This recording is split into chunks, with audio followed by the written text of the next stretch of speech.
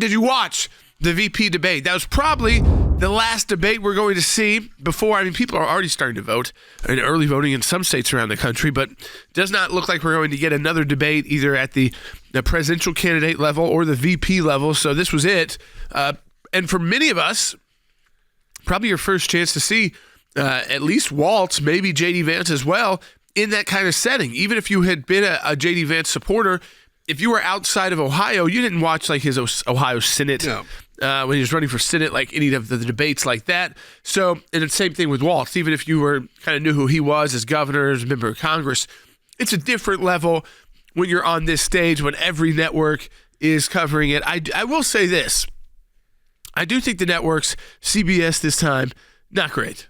I mean, it was bizarre how they fact-checked. And I think that was one of those moments that you will remember, which is you said you weren't going to fact-check, and then you did fact-check, right, and then you had to cut off J.D. Vance's microphone, both their microphones. Just to clarify for our viewers, Springfield, Ohio does have a large number of Haitian migrants who have legal status, temporary protected status. Well, Margaret, but thank you, Senator. We have so much to get to. Margaret, I think it's important because we're going to turn out of the economy. Thank Margaret, you. The rules were that you guys weren't going to fact check, and since you're fact checking me, I think it's important to say what's actually going on.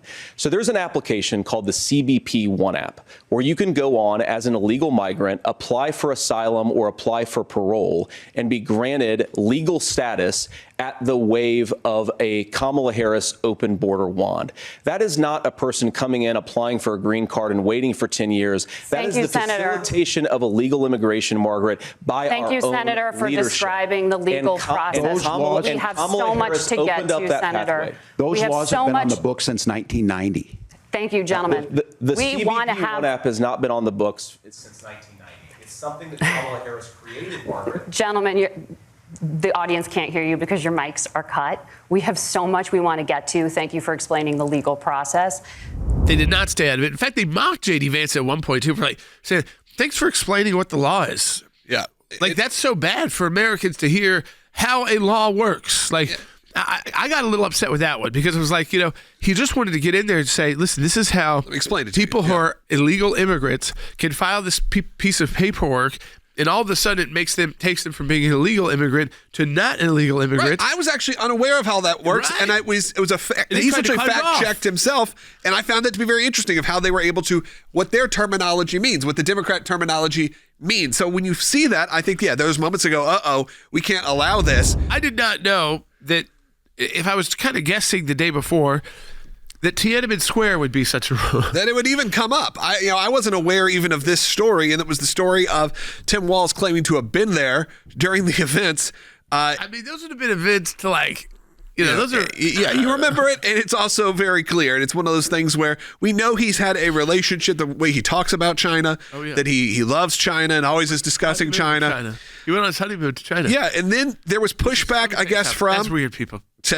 That's weird. Whatever. People want to do what they want. You want to go to communist China for your honeymoon? No, I don't. I went 1980s? I went the American way to Las Vegas, Nevada. That's where I went. But, I don't know if I'd make that decision again now either. Both of those, maybe not the best. I love you, Las Vegas, but I don't know. Well, he's not communist. It's true. It's the opposite, maybe. Now listen, though. He brought this up, and I guess Minnesota Public Radio pushed back and said, from what our digging has shown, you were not there during those events, that you did not show up until much later in the year. When they pushed him, if you missed it, here's the conversation. My commitment, whether it be through teaching, which I was good at, or whether it was being a good soldier or was being a good member of Congress, those are the things that I think are the values that people care about. Governor, just to follow up on that, the question was, can you explain the discrepancy? All I said on this was I got there that summer and misspoke on this. So I will just, that's what I've said. So I was in Hong Kong and China during the democracy protests went in. And from that, I learned a lot of what needed to be in governance. Kind of a Biden feeling moment. Yeah, it really had that sort of... I don't even know where he was going with that. It had that sort of we beat Medicare feeling at the end of it. It did have that... we beat Medicare to death. Yeah, it did have that vibe. Unfortunately, he couldn't really have a good answer for that. And that was like the shortened version we played for you. The real version, especially the initial part, it was a long, drawn-out story about how he grew up in a town of 400 people and it's the values, and then eventually it got itself around to that. Again, I appreciate the civility that came out of this. I appreciate some of the vulnerability. I think you had J.D. Vance coming out to be the most likable he's been in the entire run. Very well-educated guy. Has been in these kind of debates probably before, and I think the experience was shown. Yes, and I think Tim Walz thought, when you're on the left, you can make up a lot of these stories, and people don't fact check you, except when you get to this level of politics. Right. And they even the Democrats want to catch you lying. Even the Democrats want to catch you with a misstatement. And this bizarre statement that you're there for Tiananmen Square is just like I took fire with U.S. troops in Afghanistan, and Brian Williams paid the price for that. Yeah. Will Tim Walz pay the price for this? We don't know. At this point, I don't know if it's big enough to decide who people are going to vote for, because these are the VP candidates, and ultimately, people usually vote for who's at the top of the table. Yeah, and at the end of the day, he did say, hey, I misspoke on that. That is, but when really pushed, I think you had probably a breath of fresh air from a lot of people. Even I saw Democrats posting that was very nice to see at least some civility. Yes. And I do think that. I think in the highlight reel again that I watched this morning of it, I was like, oh yeah, I forgot this was largely nice. Even when they said you're lying, you're not, it didn't have that, disdain as a part of the conversation. They're trying to convince people that you don't have to vote for Donald Trump. You can still vote for us, and you're going to get about the same thing. Yeah, the idea that, hey, That's you don't have true. to. Yeah. And I think that, again, don't forget the debate between Harris and Trump, because that really did show the differences. Well, and then Harris saying, remember, that you don't have to leave your faith or whatever it is to vote for me. And look, you have a lot of the more left-leaning evangelicals saying that, or even the ones who are more conservative who just hate Trump, saying you don't have to leave your faith to do that. Every single day we wake up, Kamala isn't doing interviews, Tim Walz isn't doing interviews, and clearly Tim Walz not doing interviews was a strategic blunder because he was so ill-prepared last night. He was doing these fake notes. I don't know if you saw that, but he would all of a sudden dart over to his little pad with his pen, and you clearly see that he didn't write anything down, but he pretended to write something down. And I think that he was very nervous because he hasn't been in front of the media. And when you haven't done media in the beginning, you're in your head and you can't quite articulate information.